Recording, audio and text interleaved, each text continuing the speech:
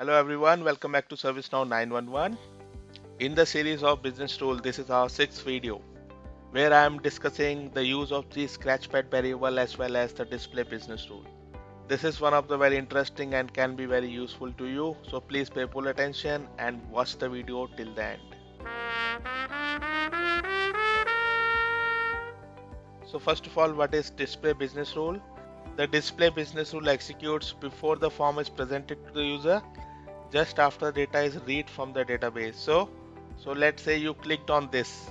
Okay, as soon as you click here and the request reaches to the database, just after that, okay, after the request reaches to the database and data is collected and it is presented to you, just in that particular time frame, this display business rule will execute.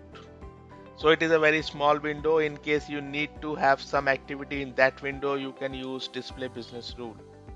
So I have created this display business rule here. You see, this is display business rule and I am using here G scratchpad. So what I'm doing, I'm just using G scratchpad.bs. bs is any arbitrary variable where I am storing the value of business service from the form, okay, from the record, that is the current record. So what G scratchpad will do, it will pass on this information, that is the information which is stored in BS, the value of business service. It will pass it from server side to the client side. So now you will ask why I'm doing this, because if you see my form, you cannot see the business service value here because it is not displayed on the form. So when the value is not displayed on the form, it means you cannot collect it at the client side using general gform object.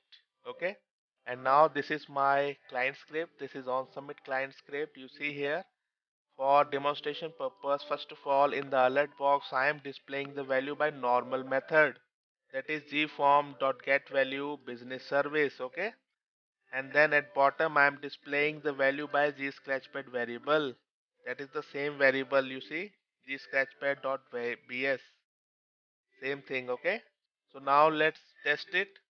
So for this incident we have the value of service as SAP financial accounting. Okay, so now let me open this incident, let me make some update. Let's change it category to network. Now let me save it.